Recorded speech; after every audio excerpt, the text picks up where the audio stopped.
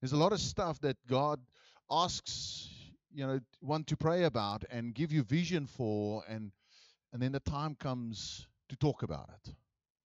It makes sense? Lights in the Forest was an example of that. Remember when I spoke about Lights in the Forest for the first time? Some people like, this is not going to work. This is not. But I had been praying for it for so long. And then we had to play. Remember, we had to play something that I've been praying for a very long time. Church in the Forest we had the other day is also something that I've been praying for a very long time. So what I have done and what I have prayed for a very long time about is children. How do we reach the children on the South Coast?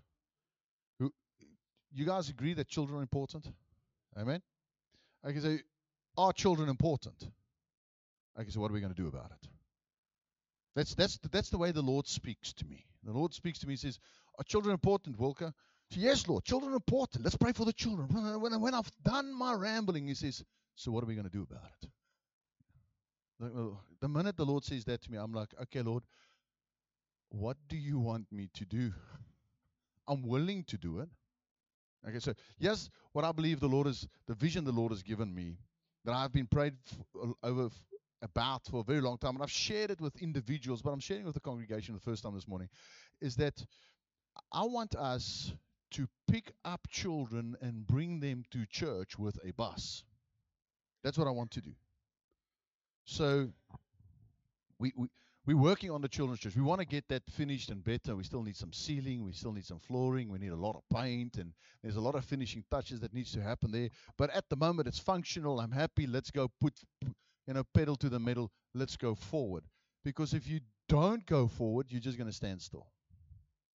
So 7 years ago, I started designing bus stops. I've got the bus stops designed.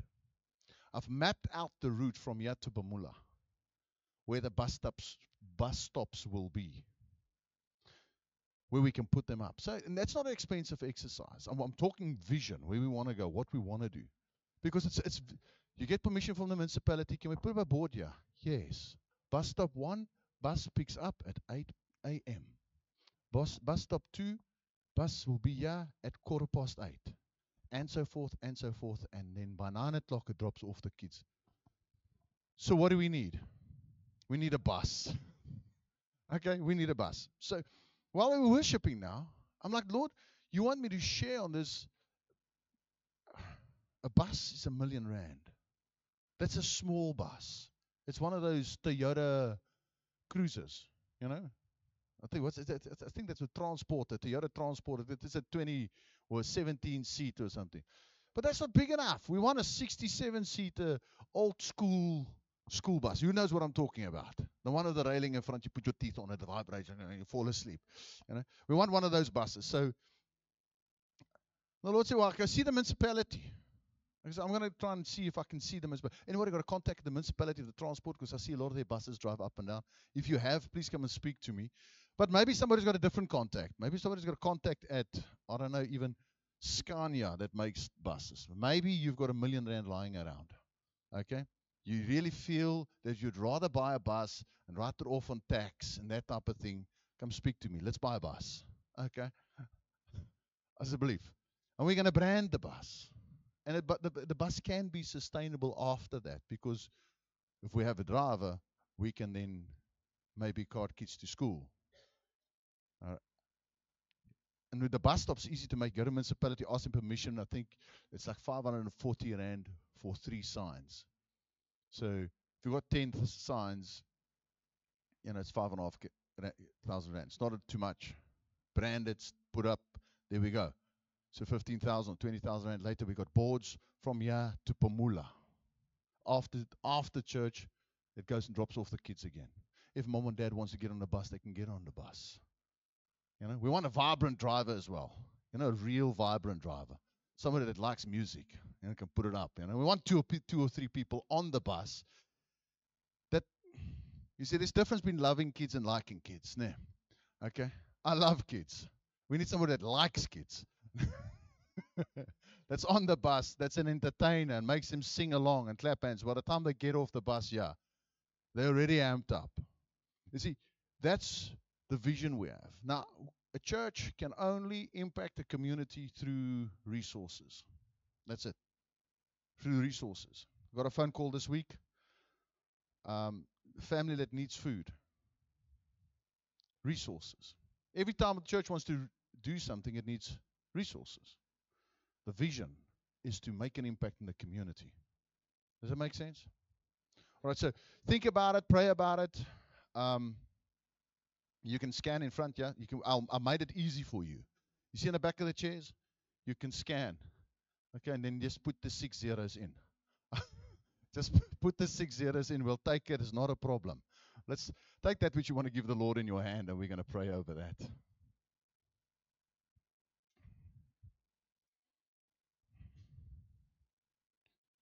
All right, let's close our eyes and we pray. Father, we thank you so much, Lord, that you are a God of dreams and a God of vision, that you're a God that wants to reach children, and you're a God that funds your dreams. Thank you, Lord, that we can trust and rely on you to provide. You've given us the dream. We're praying about it. We thank you for that, but we're also receiving it this morning, Lord, that you would work, that you would open doors, that you will connect us as we go about our week, that you'll connect us to the right place, the right people, because your heart is for children, and we want to be a church that does not hinder the children to come to you. Thank you for your blessing on us, Lord. Thank you that you provide. Thank you that we can look to you as our source. In Jesus' mighty name. Amen. Amen. Please take up the offering. Very good. We're going to do communion at the end. Wonder how far those ladies are. Can I go just check on them? Is that okay while they take up the offering? We're having a very relaxed church this morning.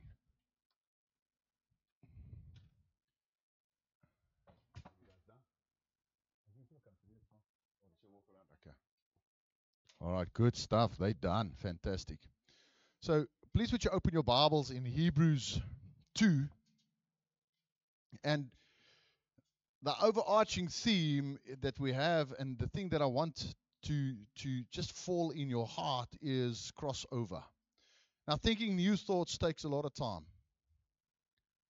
Thinking new thoughts takes a lot of time. Thinking differently, getting to think different, takes a lot of time. It takes us being challenged. It takes us being forced into a place where we really say, I've got to do stuff different. I've got to look at stuff differently. Because maybe you're sick and tired of the 9 to 5, or maybe you're sick and tired with your business where you're stuck in, or the way you've been doing things, and you're running out of time. You're running out of time. Why are you running out of time? Because time waits for no end. Okay, we're all getting older and older and older, and we want to be significant at the end of our lives. So thinking new thoughts takes a lot of time. And the same with Scripture. The same with understanding the Bible. And the word crossover, why are we talking the Hebrews word that means crossing over, says there's a different way of thinking. Paul, we assume it's Paul. We don't really know who the author is, so I'm not going to say Paul. I misspoke there. The author wants us to understand that there's a new way of thinking. This is age-old human thing that we kind of want to think the way we brought up, within our personalities, within our characters. That's how we want to be, and our experiences must dictate. This is how we do it, you know. And we are creatures of habit as well. I wake up every morning, and my breakfast, it's enlarged now because the Weet-Bix have shrunk. Okay. It was always just 2 Weet-Bix, but the Weet-Bix back in 1990 was bigger than the Weet-Bix now. Now it's 4 Weet-Bix, and it's more or less. You know, and we're creatures of habit, so we keep on doing that. Why do you do that? Well, my son asked me, why do you always eat Weet-Bix? I say, it's roughage, my boy. Roughage. And Dad needs roughage. It's good for us to eat roughage. You heard about the story about why they had a casserole in 2 pots in the oven. And the lady always did it like that, and her daughter did it like that. And one day the granddaughter said, why do you cut it in half and put it in 2? No, my mother did it like that. And I asked the mother, no, my granny did it. And then eventually they asked the granny, why did you do this? No, my great granny. I said, but why did she do it? Oh, the oven was too small to put it all in one. So we had to cut it in half and put it in. And since then, we've been doing it like that. See, thinking new thoughts take a lot of time. So when we think about this passage, Hebrews 2, verse 17 and 18. Therefore, in all things, he had to be made like his brothers, that he might be a merciful and faithful high priest in the things pertaining to God, to make petition for the sins of the people. For in that he himself has suffered being tempted, he is able to aid those who are tempted. So the two major words, or three major words I want you to look at this morning, is in the B part of verse 17 says that he might be merciful, faithful priest. So first we want to look at the word merciful. Merciful is connected with Jesus' human nature. Is he okay? Is he going to make it? Because if you slap me that hard, I'm going to cry. Is the Martha okay? Is he okay? Tough boy. Is it a boy? Hey, he's tough. Hey, he's tough. Being slapped like that. Yeah. My son slapped me like that. I told him, you do it again, you become bluey. Merciful. You see, mercy is, from a biblical sense, is not to give the hiding, talking about a hiding, to the one that deserves it. That's merciful. It's, I need a hiding. I did something wrong. And now God doesn't give me that hiding. That's mercy. I want to give you an example. So when I just got saved, I stayed with Dwayne, one of the key figures in my life, and his son Ryan was about 7 years old. And Ryan had the habit of jumping off his bicycle, let it just fall on the lawn, and run into the house. And Dwayne, being a busy man, he would be in and out of the house and sometimes in a rush. And he kept on telling Ryan, don't leave your bicycle on the lawn. Put it against the wall, please. Please, my boy. Truus Bob, Nani Scupella, a couple of months later, Dwayne comes driving in, doesn't see the bicycle, drives over the wheels, all buckled. He's fuming. What does he want to do? What every dad wants to do is he wants to rip his head off. Ne? The bicycle is not damaged. Maybe the car's damaged. He's fuming. He walks to him. He says, Ryan, come outside. So Ryan goes out. He said, what did I tell you about the bicycle? Does that sound familiar? All right. This is our student. He said, look at it now. Bent. He said, Ryan, you deserve a hiding. See what that is? My boy, get in the car. I'm going to teach you mercy. And his dad takes him then and there and go buys him a new bike. That's mercy. He deserved the hiding, but he didn't get it because it was mercy. Now, Jesus, his mercy is for us. How come can he be merciful to us? Because he went through the same stuff. This is what we've been reading in these first two chapters. When we say that he is our merciful priest, the mercy part is connected to being Son of Man. He was born just like you and I. He walked the face of the earth just like you and I. He was probably naughty somewhere along the line. Didn't sin. There's a difference between sinning and being naughty. Okay? But maybe he wasn't naughty. I don't know. But he was just a human being just like us. He got in trouble with his mom and dad. That I can promise you because I've got scripture for that. Remember when they did the census and they left? Now, just get this. We are traveling by foot. Okay? 3 days walk later. Where's my son? Now, if you've been in a shopping mall or Ushaka and your son is missing, what happens here? That angst kicks in, and then you go mull. Nah, you go mull. And when you get that child, what do you want to do to it? Oh, my beautiful child. Now you want to throng it, the life out of it, because if they didn't kill you, I am. Because you don't know what you've done to my daddy heart. Every parent knows what I'm talking about. Kids, you got no clue. Okay? You got no clue. All right? So your heart. So 3 days later, like, where's Jesus? So they walk around the people. They're like, where's Jesus? They can't find him. Everybody's traveling together in a caravan. Jesus is gone. So mom and dad turns around, and they're walking 3 days back. This is now 6 days. But I don't know about you, but my ref counter is going ging, ging, ging, ging, ging, ging, ging. I'm sounding like a rotary engine pump. I'm bouncing valves. It's better I don't find him. And then they find him at church. Why are you doing this to us? We read it off the pages. We see black on white.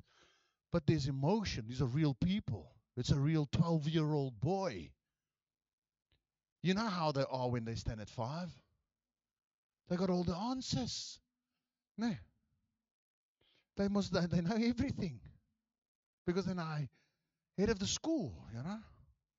They want to tell the teachers how to do it. And Jesus replied, without being dishonest, but he's speaking to his mom. He says, why are you stressing? You know, calm down, Mom. Don't tell me to calm down. He said, don't you know I'm about my Father's business? Don't you know I'm supposed to be doing this? So he got in trouble with his parents. Jesus sweated blood because of anxiety. He had friends betray him more than once. He was standing. They wanted to throw him off a cliff. You know that. It's in the Bible. They wanted to throw him off a cliff. They wanted to stone him to death. It's a riot. I mean, you know what happens when there's a riot. Fear comes in you. He felt those same emotions. Therefore, he is merciful to us. He knows what it is to be rejected. Who's been rejected before? You may put up your hands now. If you're honest, you can put up your hands. Okay, I'm going to pray for a lying spirit to leave. Nah. The lying spirit, because we've all been rejected. We all know that pain. We all know that hurt. He's been rejected. He had to work to remain humble. Imagine riding on a donkey and everybody's throwing their coats in front of him, singing Hosanna, Hosanna. Pride wants to enter right there and then. And that same people that did that, they are fickle. They're the ones that accuse him. They're the ones that betray him. He knows all these emotions. That's why he's merciful. Just give me that scripture on the board, please. Okay. The next one, please. Okay. For in that he himself suffered being tempted, he was tempted. May it succor them that are tempted. Now I want you to just take note of that word there, succor. Is that how you pronounce that? How would you pronounce that? It's an English word, by the way. Succor. Okay. You write that down because we're going to come back to this word. It's very, very important. But when we're talking about it, he tempted. He went into the desert. Show us the next scripture, please. God is not a man. Okay, just hold on there. It's fine. So just go back one. Thanks. So Jesus was also tempted. He went into the desert and he was tempted by the devil himself. Now we get tempted by the lust of the eyes and the desires and so forth. Jesus got tempted somewhere by the devil himself. That's a whole new level of temptation. Okay? So he understands temptation. So he can be merciful to you. He knows what it is to be human. This is important that you understand this. It's a new way of looking at it. It's a new thought. There's a crossing over that it's not just this distant God. We read it merciful. Yeah, he's merciful, he's kind. He's not going to give me a hiding. No, he's merciful because he had a human experience. And in that human experience, he experienced all these feelings. Now, God is spirit and came to have a human experience. I want you to write, you can write this down if you're writing down this morning. You are not a human with a spiritual experience. Get that. You are a spirit. That there's your spirit's inside of you that is having a human experience. The body is going to decay. The body is going to die. We're going to bury each other. And we're going to cry at our graves. But your spirit has got an eternity to go to. So you are a spirit having a human experience. Jesus came down as God. He is God, incarnated as a human to have a human experience, and therefore he knows what it is, therefore he is merciful. A son of God with a divine nature. So I want to talk about human nature and divine nature. Human nature is mooi van ver en ver van mooi. Who knows what I'm talking about? Okay? Human nature is mooi van ver, maar ver van mooi. Okay? When we look at people and we meet them the first time, they can be pretty, they can be nice, they can be kind, they can be generous. We meet them for the first time. But as time passes, we move closer to them. And the closer we get to people, the more of their flaws we see. You start picking up, this man has got a stomach bug. He needs a fisherman's friend. You start seeing the acne. You start seeing the flaws in his character.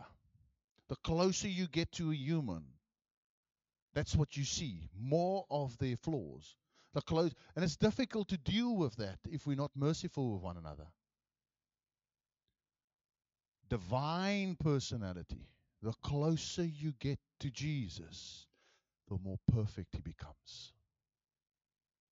The more we see the beauty of who he is, the more we understand this is not just a mere prophet, a mere human. This is God himself. So, and the same with Scripture. The closer you start walking to Scripture and reading and studying it, the more you realize no human being can write this or could have written this. There's too much depth, too much connection, too much purity, too much perfection in it for man to have written this. So because of his divine nature, only God can truly be faithful. And we're all faithful to an extent. You agree with me? We're faithful friends. You're faithful to this one, faithful to that one, trying to be faithful to God. But there's not one person here that says, I am 100% faithful. We're not. None of us. So only God can be truly 100% faithful. So when we say merciful, that connects with his human nature, Son of Man. When we say faithful, it connects with his divine nature, Son of God. So Jesus is faithful, and it's not on my notes, but please would you find me scripture 1 John 1:9. It's so important that you understand that. Faithful means never failing in my promise, never backing down on my word, always backing up what I've said, staying true to what I said under all circumstances. Doesn't matter how difficult it is, never swayed, never moved. Doesn't matter how much pressure or how much money or how much status I get. Faithful. Now listen to this. If we confess our sins, I want you to see this. Do we all have sins? And we're not talking about sin at all. I'm not talking about sin because we don't have a sin problem. We've got a shame problem. Okay, look at this. He is faithful. What does faithful mean? Never fails to back his word. Never turns around from what he says. Never compromises. He is faithful and just to forgive us our sins. If you've made a mistake, all you have to do is go to your dad. Just go to your father. Just go to him. Say, I'm sorry, I did it. I did it. Not, oh Lord, you will understand. You know, Lord, you can't pull an Adam. Okay? It's that woman that you gave me, Lord. That's not confessing. That's passing the buck. If I only have a different husband, if I only have a different wife, if only my children, if I only had more money, you can't pull an Adam. God is not faithful when we pull an Adam. He's faithful when we confess, when we take ownership of our wrongs, to forgive us our sins and to cleanse us. Let's go back to that scripture in Numbers, please. You see, God is not a man that he should lie. God is faithful. Neither the Son of Man that he should repent. He said it, shall he not do it? Or has he spoken, and it shall he not make it good? If God made a promise in the Word of God, that promise stands, and he will never back down. Otherwise, he's a liar. And there's a couple of things that God can't do. He cannot lie. Okay, he just can't do it. It's not in his ability to do. He cannot lie. Give us the next one, please. In Titus, in hope of eternal life, which God had, that cannot lie, promised before the world began. So I'm taking the scripture from the Old Testament showing that God can't lie. I'm taking a scripture from the New Testament saying God can't lie. He is the same then, he's the same then, and he's the same now, and he's going to be the same eendag. Ne? Does not change. God can't lie. Let's go to the next one, please.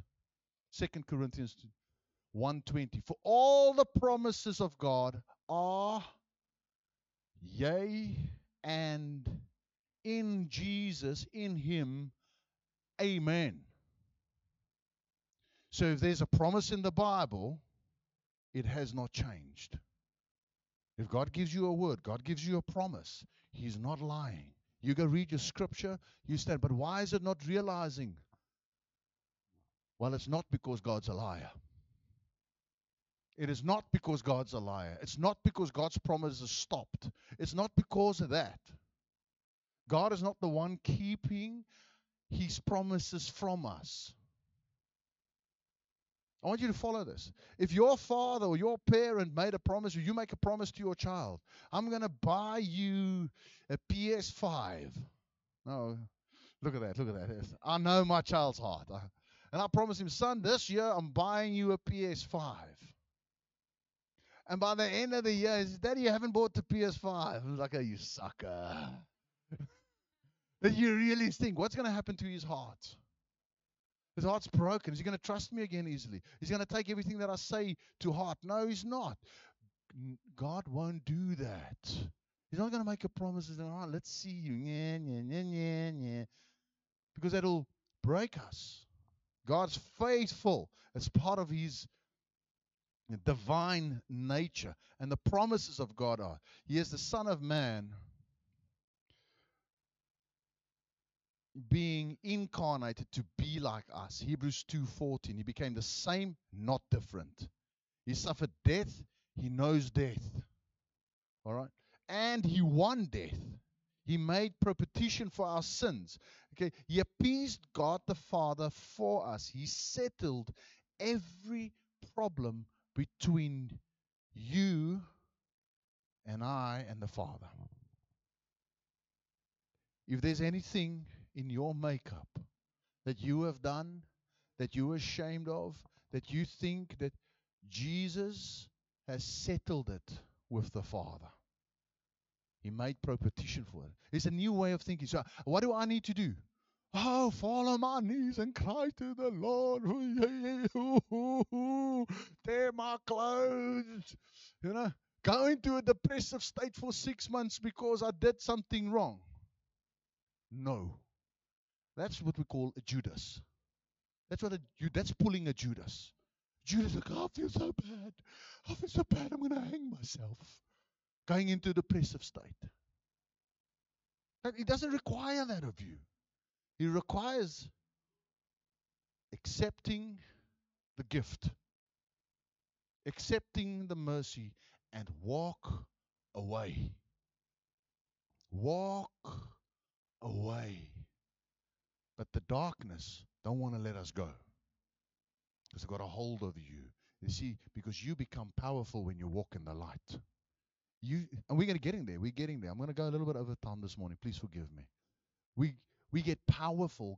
We become God's instruments when we start walking away. When we start telling the darkness, goodbye. We don't say hello. We say goodbye. Ne? Somebody got that. Somebody knows the song. You walk away. You cut it off. You finish. It might be difficult. Because darkness sometimes come in a packet like this. Especially after you've eaten. Darkness will call you. Come, friend. Let us go stand outside. It's our time. Darkness will call you. Darkness sometimes comes in the shape of a bottle. And especially when times are tough, darkness calls, says, come. Let me make it easier for you. I'll help you cope. Come. Darkness sometimes comes in the shape of a pill. I'll make you feel better. Sometimes it comes in some pictures on your computer. Darkness sometimes comes in the shape of exercise, overtraining,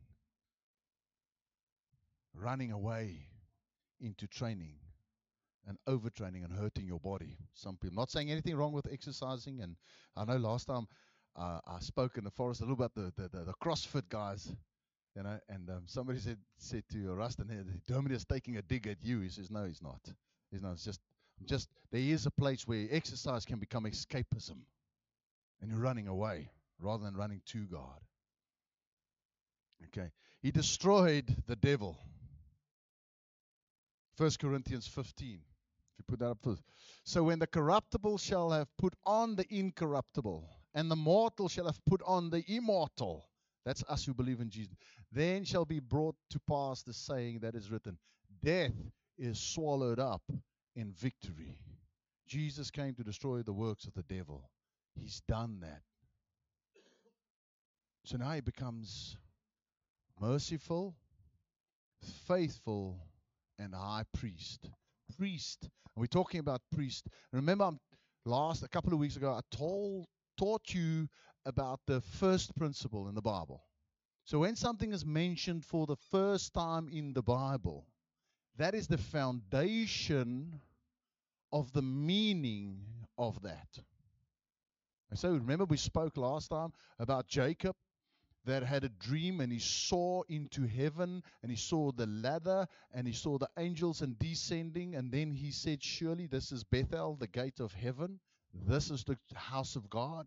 Remember we said that? So that principle applies. So when Jesus comes in Matthew and he says, you will see the angels of God ascending and descending upon the Son of Man, he says, I am Jacob's ladder. And the church is the place where people can view into heaven. And when we come together, that's the principle. We give an opportunity for us and for other people to view into heaven, to see God. Now, the first principle in the priesthood, the first time that the word priest is used is in the story of Melchizedek in Genesis. If you put that up for us. Melchizedek. It's easy in Afrikaans. Melchizedek. Okay. The king of Salem, Melchizedek, king of Salem, Salem means peace. So Melchizedek, king of peace, brought forth bread and wine. He was the priest of the Most High. Okay, so who are we talking about here? Who's the Prince of Peace? Jesus. We're seeing a picture, if not Jesus himself, in the Old Testament. Now, when we think of priesthood, what do we think? Let's be honest with one another. We see a guy in a big robe, or maybe he's got a white strap around his neck. You know? That's what we see, priesthood. We see a priesthood working in the church for the Lord. That's what we see. You see, we need to cross over. We need to think different thoughts and see what the scripture shows us. You see, Jesus is our high priest. Secondary, the second thing he does is serve God the Father. Did you know, listen to this, Rod? This is something that's rattled me. God doesn't need your service. This week it shook me. I'm like, whoa, Lord, you don't need me. You don't need me to stand in front. You don't need me to run this church. You don't need me to do anything. God doesn't need your service. But look what Melchizedek did there. Sorry, right? He brought bread and wine. This is the primary function of priesthood, is to serve God to man. To minister God unto man. God needs priests to serve him to people. One of the letters of Peter, he says, you're a peculiar people, a holy nation, a royal priesthood. Does God lie? So if God calls you a priesthood, what are you? You're a priesthood. I want to say that again. If God calls you a priesthood, that you're a priest, what are you? You're a priest. So, Wilke, you're a priest. I got to tell my son, you're a priest. Tell my wife, you're a priest. Well, yeah, I must serve God. No. You must serve God to people. You must bring what God gives. You must bring His Spirit. You must bring His love. You must bring His edification. You must bring His forgiveness. You must bring His exhortation to people. You must come and tell people, hey, God loves you. Bread and wine talks about enjoying God. Can you see this is a big step? This is a big crossover from, I need to serve the Lord, I need to serve the Lord, I need to serve the Lord, I need to serve the Lord, to enjoying Him. The bread and wine talks about communion. That's what it's enjoying God. How many times in church, even when we take communion, suddenly it becomes very serious. Yeah, it's like we are right back into the Roman Catholic Church. It's stoic. Light your candle. Open your mouth. It's a serious thing. The writer of Hebrews is saying, I want you to cross over. So for those that are new here this morning, the first time, the word Hebrew means river crosser, to cross over, to go to a different, think different, go to a promised land. The promised land is not one day when you die, because all the people that crossed the Jordan didn't die. They went into the promised land. The fullness of what God has for us. So we need to step into the fullness of what God has to us. So we're going to give out the communion this morning. Play us something rustig in the background, please. We didn't plan this, so gaan sommer Brad by Chantel, Bok, Christmas vir Kelsey. Gaan help. And I want you to enjoy it. I want you, when you have this communion, let's wait for one another. Let's wait for one another. And then I want you to turn to your family. And maybe your family and households are spread across. I want you to just Go and sit with people. And if you are alone this morning, plug in with somebody. If you see somebody that's alone, pull them in. Pull them in and say, listen, we want to enjoy the Lord together. Because our high priest is continually serving God to us. Jesus is continuously ministering the goodness of God to you. He's continuously ministering the love of God to you, the forgiveness of God to you, the grace of God to you. He's continually standing, making intercession for you. He is faithful. That's what faithful means. He doesn't stop doing it, right? He doesn't stop doing it. He doesn't stop doing it. Listen to me. Stop in your spirit. The Lord's talking to you. Stop in your spirit. Stop. God is with you.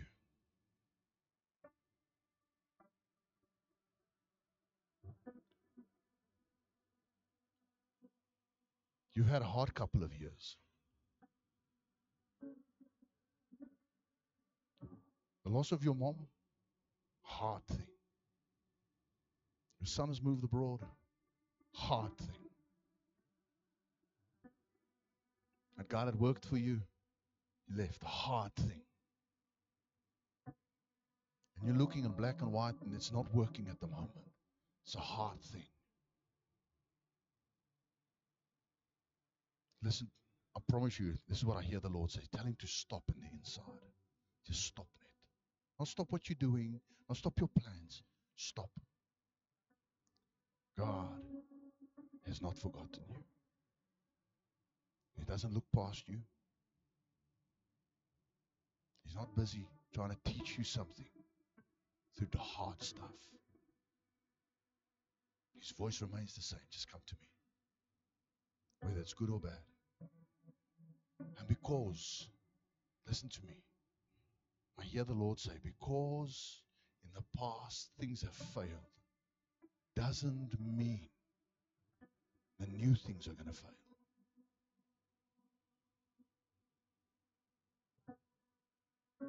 When his disciples came back and the boat was empty, they had done everything they could.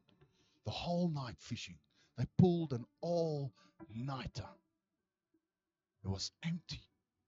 They were exhausted. They were tired. They were hopeless. Hanging on to straws. Jesus said, go back, cast on the other side.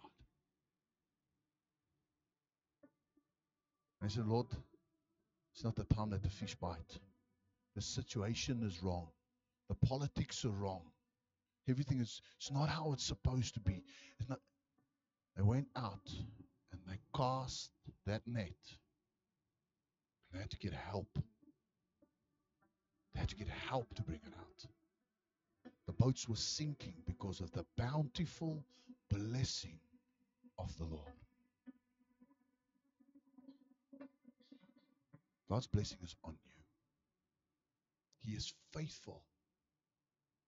He's faithful.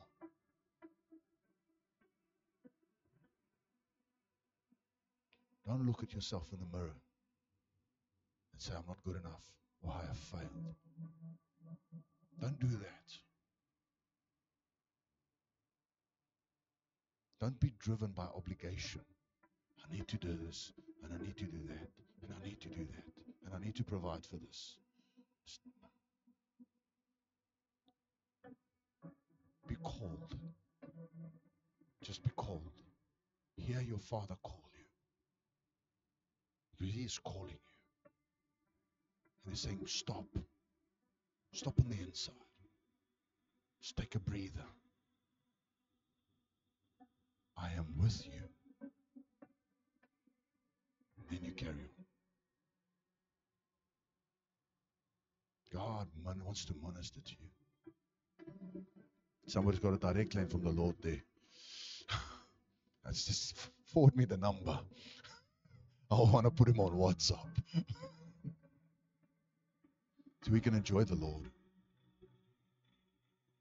we can enjoy the Lord. See, this is what God wants, bread and wine. Enjoying His presence.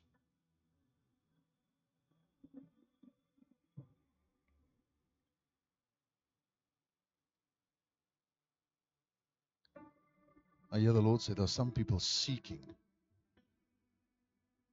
They're seeking a place where they should really put their effort in, make it their home.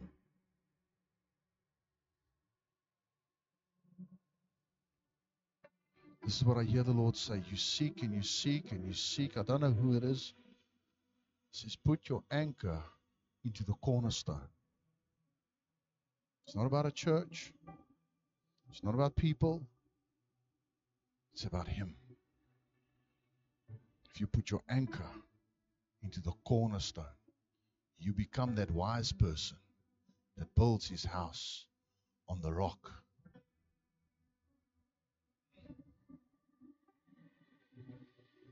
Just serve this lady. Just serve her there quickly. Sorry, they skipped you at the back there. She went to sit in the back. She was so thoughtful. Go sit with the baby at the back.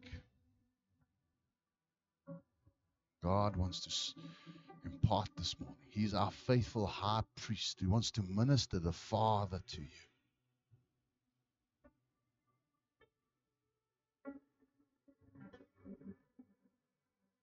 If you guys will allow me, I'm just going to want to flow with the Holy Spirit this morning and tell you what I'm hearing in my spirit. I'm hearing that the years run so fast. It's somebody wants to just, can somebody just pull up the brakes? I don't know who this is for, but it's for somebody. Can somebody just hit the brake pad? Because life, this year's just out the blocks. You're feeling overwhelmed at the speed what things have happened in your life. And you're like, can I just, whoa, whoa, whoa, whoa, whoa. Here's what I hear the Lord say. Is when I created earth, it was evening, and then it was morning, and it was the first day. God says, go into a place of rest. I work from rest, not from performance. Go into a place of rest. Just take a breather yourself. Schedule a weekend. Downsize in your calendar. Work from rest. This is the first day of the week. It's the week of the day of rest. We work from rest into, we don't work to rest, we work from rest. The Holy Spirit wants to minister Father to you this morning. He wants you to enjoy Him. He wants you to enjoy Him. And that's not blaspheming. I want you to get that. It's not making the Father small or little. He sees us as His children. How much fun is it when your child, when they're small, sit on your lap and play with you? How much fun is that? My son likes to rub my beard. He's always, I shave it. He's like, your beard's gone, Daddy. On Wednesday, he's like, there it is. And he rubs. He's enjoying. I enjoy him rubbing my beard, to be frank. And little Skylar is doing the same. When Daddy's beard is there, she's like, keeps on rubbing against my beard. She's enjoying the Father. Enjoy the Father. Enjoy Him. He loves you. He's not angry. He's not angry. The reverential, awestruck fear of God is not a trembling fear that God is going to come and harm you, and He's going to come and punish you, and He's going to put His hand on you and give you a hiding. He's not going to do that. Enjoy Him. Enjoy His presence. Enjoy His Spirit. Father, we thank You for Your Holy Spirit right now. Ministering the Father to us. Ministering His love to us. Won't you take, as if there where you are, just turn to one another. You can relax completely. Turn to one another. I want you to minister. Just somebody, that brother is alone there. Please pull him in. I don't want anyone to be alone. Just turn to one another within your household, within your family. Konzel, kom julle hier na my toe. Gaan jy nou by pa? Kom, ek sal saam met hierdie. Ek sal sommer saam met julle. Waar's my? Is daar nog 'n glasie vir my? Ja, daar's 'n glasie vir my. Ag, dankie. Enjoy the Lord. Enjoy. Maybe you want to pray for the persons that are there with you. Let's just we can play a little music, and I'm going to put my mic down for a couple of minutes and just pray with these two. Share with them.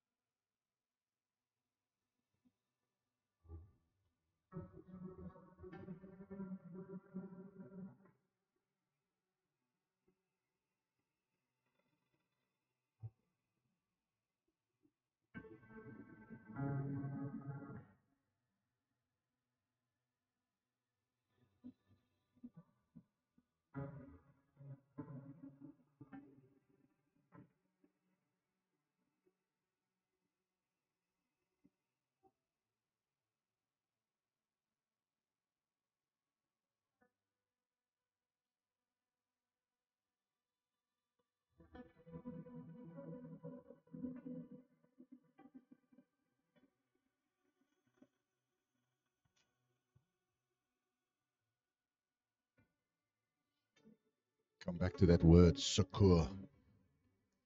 In verse 18, it says, and he succors you. That word means he picks up you. He picks you up. He doesn't just come and aid you. He picks you up. He puts you on him. No word is more true to that poem footsteps than this word, succor. He picks you up. He puts you on him. And he ministers this morning to you the refresh, sustaining, strength, and nourishment. When we take communion, that's what we enjoy. The strength of the Lord being imparted. The encouragement of the Lord, the nourishment of the Lord. He secures you, succors you. He picks you up. He carries you. Doesn't matter what's going on. This morning, I want you to remember the word says that you are a royal priesthood. And when we leave here, you've got a whole week to go and impart the Lord to somebody. Just follow in the footsteps of your high priest. Why don't you close your eyes, open your hands. I want to bless you. Father, I come this morning as ambassador, Lord, and bless your children. Bless them with the peace of God. Bless them with their hearts overflowing with the love of God. Bless them with open ears to hear the voice of God. Bless them with a vision of heaven to see what God sees. Thank you, Lord. And everybody said, amen. God bless you. Let's go have some coffee. You're taking hold of your heart. Your love is unexplainable. And I'm in love. Your grace is not